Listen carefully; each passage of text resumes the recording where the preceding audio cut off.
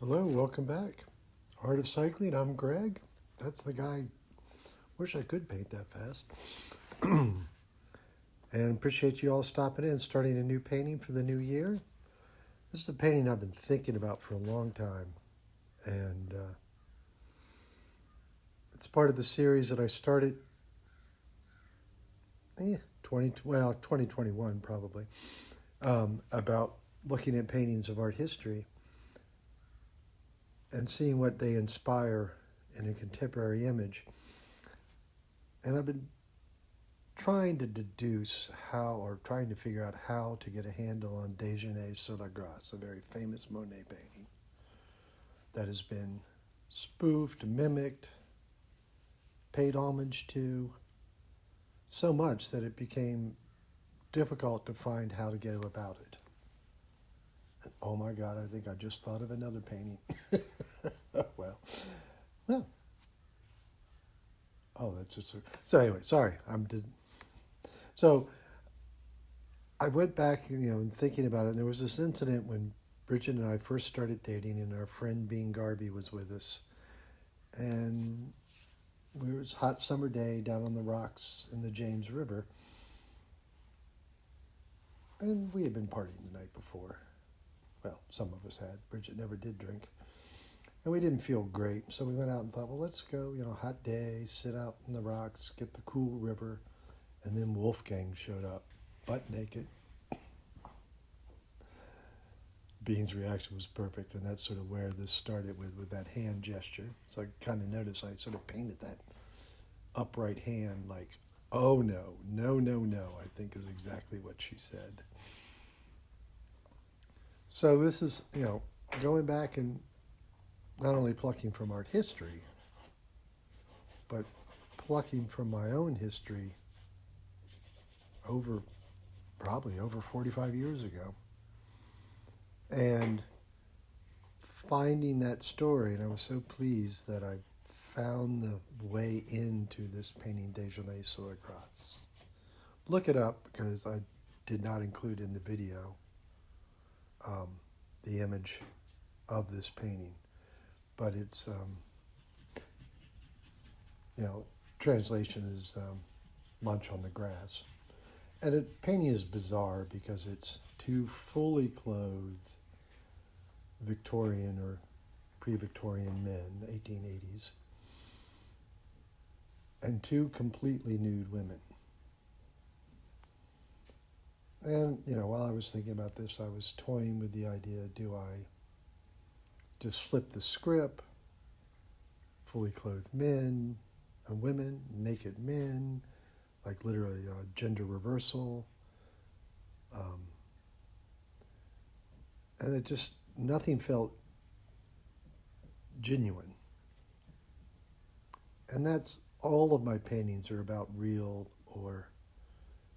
experiences. Most are about things I have seen, witnessed, been at, documented with my mind's eye. And so this painting, I finally found the right story to go with the image. And it's fun because in the inspiration source painting, there's a nude woman splashing, maybe bathing, in the background. And the two men are sitting on a blanket with picnic supplies with one more nude woman. Yeah, not remotely misogynist at all. So that wanting to use that painting because, I've known it for millions, seemingly years, 60 years or almost 60 years, because it hangs at the National Gallery in D.C., where I grew up. So I've seen the painting many, many times. And it's always stuck in my head. And it's always stuck in my head as a bit weird. So I thought, here's a chance to revisit the composition of that painting and to some degree the story of that painting, but to bring a new, fresh, and personal experience to it. So as I've been talking, of course, I'm working through and working on the painting, and have just got in the chest, and I don't think my chest ever looked like. So the people in this painting, this is, right now I'm painting my own beard, back when it wasn't white. And the red bathing suit is Bridget, my wife. The girl with the green bathing suit and the glasses is Bean. She always wore these big round, actually regular glasses, but I think for these purposes I turned them into sunglasses. And then the guy we only met because he introduced himself walking up to us naked, Wolfgang. I've since become good friends with a very talented artist here in town named Wolfgang Jaspers. Not the same Wolfgang. Just want to get that on record. So I'm working now through, I want to take you through this face, so laying in first the beard, and I just put in the little flesh areas. For the longest time my beard had two sort of bald spots under the lip, with just a little, what people shave into a soul patch, but it connected to the beard. I'm so sorry that's gone now. It's all just hairy. So laying that in, and this is, of course, a combination of purple, phthalo blue, I think there's a little alizarin crimson in there, and that gives you this great, wonderful dark, and then just a little bit of white highlight, which will come back and blend in just a little bit more.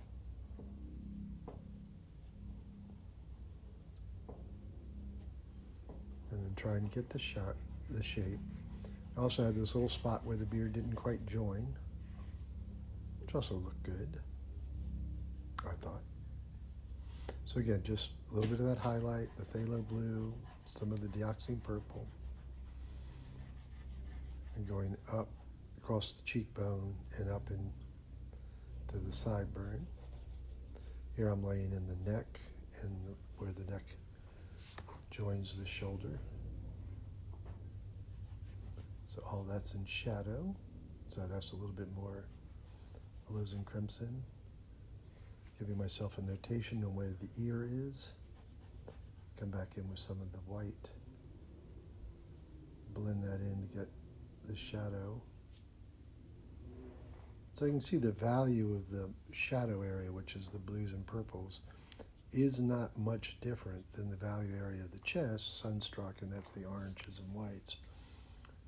Looking at this now, I don't like this one, and the chest feels a little too booby. And this is good for me too. Not only, I hope, are you guys learning something as I work on these pieces, but I take a more critical eye. No pun intended, since I'm painting an eye that's a bit critical of Wolfgang. So sort of the trick here is, a little bit of the blue and alizarin, purple. The eyelid is a little bright, then come back in and darken the under the brow area. Now the pupil and the under the eye. This is now the alizarin crimson, dragging that down. Of course, up under the, people often term as the bag, particularly when that area gets flat, the under lid. Now some red and some more alizarin crimson. So there's two different alizarin crimsons, the modern version and the older version, both from Richardson Art, and the older is a little purple or bluer. So I kind of tend to use them both. So see, now I've taken the white to sort of blend that through. And I had laid some white and yellow into that space between the beard. So carrying that in. And now to get the cheekbone, and of course the nose, which we're going to catch more light, so using the yellow. I believe I'm over there digging for white, getting my colors sorted.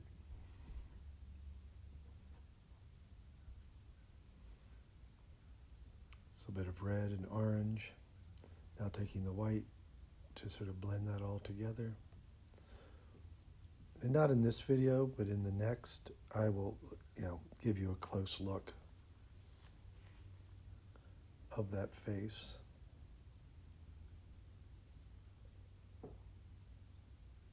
And of course, for that matter, the whole painting once I get there. But here, just softening out the cheekbone, getting that face, and notice that all the marks sort of curve to follow the structure of the face. I'm not frozen. I'm actually thinking. So not only do I spend a lot of time looking at these while I do this voiceover, but I also spend a lot of time looking at the painting while I'm working on it. That shouldn't be obvious. But just that moment there where I paused and just stared at it yeah, I think that works. So a quick jump over to Wolfgang's other arm. I don't know if you notice all those other lines around. I kept pushing them further and further back into space, and of course, the laws of perspective, the further something is away, the smaller it is.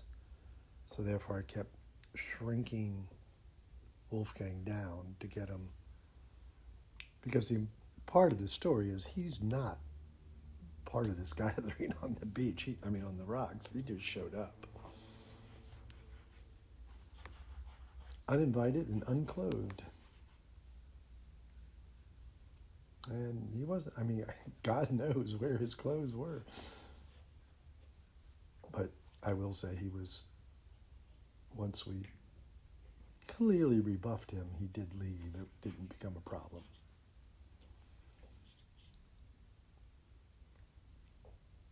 I think, and you'll see this more, because while I'm recording this, I'm looking at the painting at the state I got to before I stopped recording.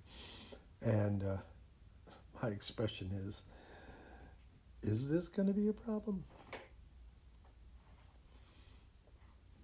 And both Bridget and Bean are like, yeah, I'm not looking.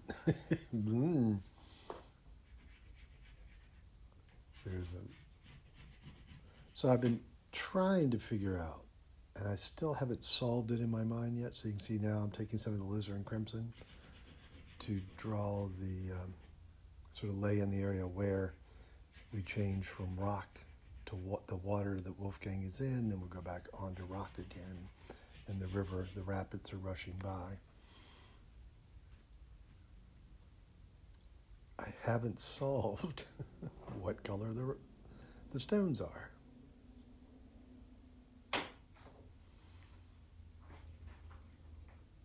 My mind tends towards actually making them, grass banks, islets, as opposed to, as in small islands, as opposed to just stone. But then I have been toying with the idea of the painting, calling the painting Lunch on the Rocks. And off camera, just behind there, you can see the orange colored but brown lunch bag. And then sort of right in front of me, but when I lean over, you can notice I've added a can drink right there by my hip. For Bridget there, right by her hip and my feet. But then I was kind of looking at the arrangement of this painting, and there's a whole lot of overlap of feet. There's a whole lot of feet right there in the lower middle of that painting. 6 to be exact. Of course, Wolfgang's feet are hidden under the water. So now working into getting the kneecap in, the musculature of the leg. I've always had really strong tendons in my knees. So it's a very pronounced tendon that comes from the quad into the backside of the knee. In fact, those tendons were so strong that when I got hit by a pickup truck while cycling, they held on, so the only way my knee could accommodate the way it had to move was my femur was driven through the top of the tibia. Of course, the time of this painting and the time of that accident, 40 years difference, almost.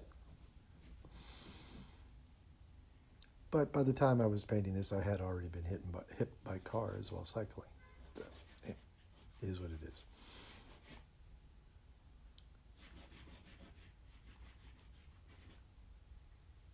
So in the original, the rectangle is a little longer and there's a little more space. But all of my work, and as I look at this, virtually all of my work is figurative, tightly composed. We're in close. I mean, the painting is clearly very large. I think you can perceive that. With the exception of Wolfgang, but the other three are pretty much life size. This painting, I believe, is 54 inches by 69 inches wide. If you stretch me out, I'm about 73 inches. So yeah, my body, that works. So I'm definitely life size. And I like to work large. Several reasons. If you'll notice, although you can't really see them in my hands, but they're on the table. The oil sticks themselves are rather large, and in fact they sell an even bigger stick. It's kind of like, in effect, 4 of those as one. So the mark is large, so by painting large, when you have a little distance on the painting, you can actually create detail. Again, I'll show you the painting up close, and if you go back and look at my other videos, you'll see just how inspecific the details actually are once you get up close. And bear in mind, you can see I'm not far from that painting right now as I'm working on it. I'm probably, 18 inches from the painting and maybe 25 inches from the section of leg I'm painting on right now. But again, so that's the orange, laid in the orange and yellow, now taking the white to soften that. But now I want to show a little bit of shadow back up under the knees, so I grab the phthalo blue, the dioxine purple, drag that down with the intention of having it be not unlike the arm, just above it.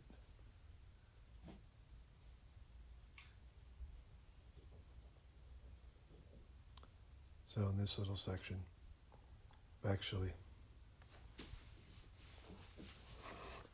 not 100% sure that's anatomically correct, but I'm not making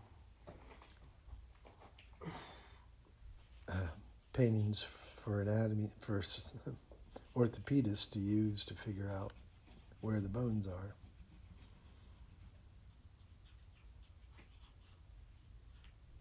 But I did have that classical figurative training, lots of time spent working from the figure, studying skeleton and musculature, because to know how it all fits together, to know what you're looking at, you need to understand what's underneath, understand how the muscles actually move.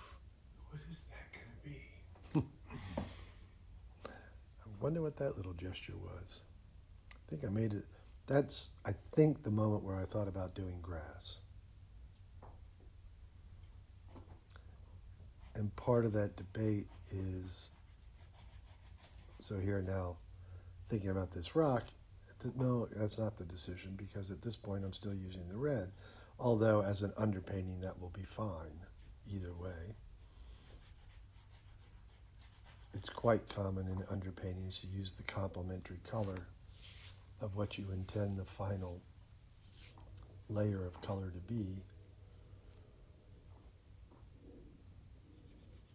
And now just like, again, getting the alizarin crimson and trying to do this stone behind Wolfgang.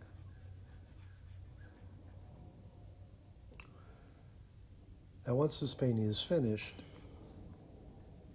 I will be posting it on, or putting it up on my website where it can be purchased. Not all,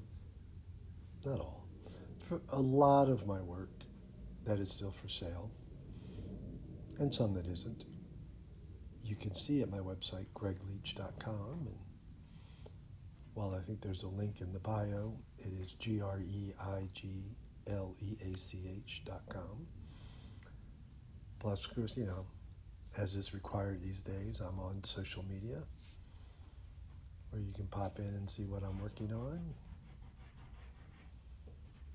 TikTok, you don't have to listen to me talk about it. You just enjoy a piece of music. I think there I'm Art of Cycling. Blue Sky and Twitter, I still call it Twitter. I'm Art of Cycling. So now I'm back into Wolfgang again, and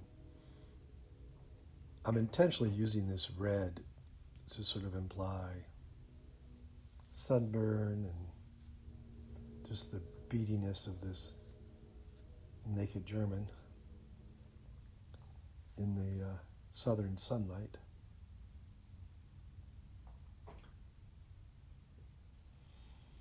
But there's also, again, alizarin crimson and phthalo blue and white. And you may have noticed early on his right leg, the left leg as we look at it, was rather orange, and so I pulled that started there today to sort of back that back off, get it more, because it looked like an anomaly. It looked like a mistake. So just trying to get all of that, realizing poor guy needs a neck.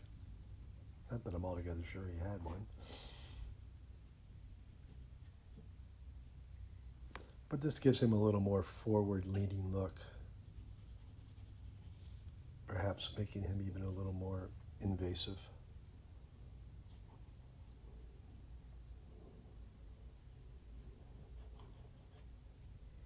So I encourage you to go look at all the other artworks.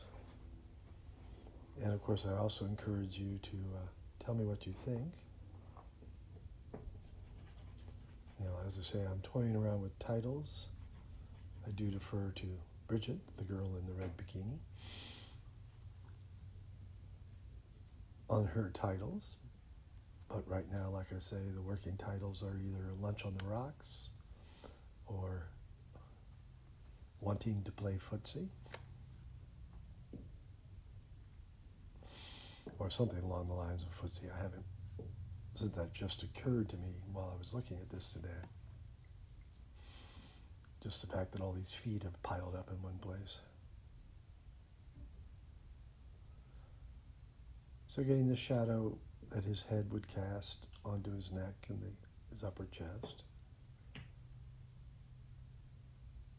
Again, stop, look, paint some more.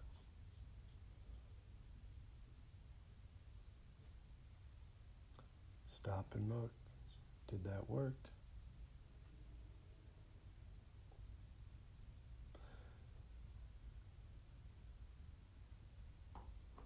Yeah, a little bit of trying to decide where I go next. Now, again, that whole idea about when I'm up really close, it has a different appearance. So you notice I took about 3 steps back. And that's the advantage of painting standing up. I'm able to, boy, I'm really looking. Oh, wipe at my nose. And you can see I've always got this rag in my hand or nearby, so that when the colors mix on the surface, I can wipe it out so I don't get the wrong color in the wrong place. Of course, the other thing about looking at these videos is going, maybe I should have combed my hair before I started. So laying in the arm, and this is another thing, and I know I've talked about it many times because it's a signature trait, stylistic trait. But I love to break the plane. That's why I don't work to the edges of the page. one, I can't cut a straight line to save my life. But I love breaking out of the perceived frame of the image. I mean, other than looking outside through a window, your vision isn't framed, hard edge, so you focus in on what you want to look at, but there's always these ever spilling details. So here, pulling out the rag and wiping off the oil stick so I don't pull the wrong color across. I think that orange had a lot of blue on it, so I wanted to not get this muddy gray tone. Or maybe it was yellow with a lot of green on it. And now picking up the white to sort of drag that through. Yeah, I'm definitely going to have to come back into this chest. And also the paper. So the RF, they come wrapped in paper, but you have to leave the paper on because they don't have the skin that the Shiva has. So if without the skin, you end up covering your fingers with pigment, and then they become virtually impossible to hold on to. But the paper gets in the way, drags the image. You're not laying as much pigment on. So it's this balancing act of getting that right. So now, of course, as big as the painting is, if I want to work on the bottom, I've got to kneel. I mean, the bottom of that is probably 2 feet off the floor.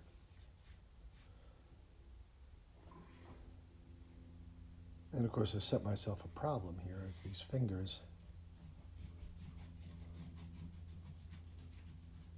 because I'm inspecific in laying this out, changing my mind. I change my mind so much when I paint, and that's important. I know a lot of artists work with preliminary paintings and sketches, and by the time they get to the painting, they know exactly what they're going to do. I don't work that way. There is no preliminary sketch. There is no color plan. It all happens as I'm working on it. That, to me, brings a stronger immediacy to the work. But it also gets me into trouble when I start moving things around, like poor Wolfgang keeps moving further and further back. But that's just the way I work, and every artist develops like the oil sticks. It's like I don't like palettes and mixing colors that aren't going right where they go.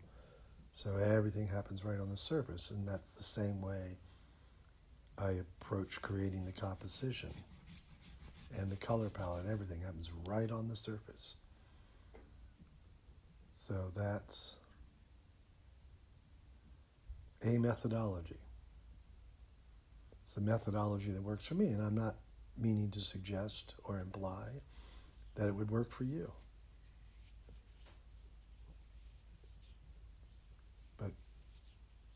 And I'm not going to say I'm not a planner, because I do, but I also willingly accept the need to change course, idea, direction on the regular. So I am ending up, that was a long way of getting to, I'm ending up with striations that were movement of the fingers before I went, oh yeah, maybe that's not where I want to do that. And that will just have to be a part of the painting, a part of the history of the painting. So since we're just about done with this video, I want to encourage you, love to know what you think of the title ideas. What do you think of that painting, Déjeuner sur la Grasse? Please leave a comment. I will respond. I appreciate you all watching. And of course, if you're not subscribed, I'd love it if you would. I need to get to 500 so certain things can happen so that other people can find the work more easily. So if you're not subscribed already and you want to help out a little bit, that'd be a great thing. And I just, of course, would love to hear what you think of the methodology and if you use oil sticks. And boy, I look like an old man when I get up like that. So, and obviously, hit the thumbs up if you enjoy it. So thank you all so much for watching. I do appreciate it. I don't take it for granted.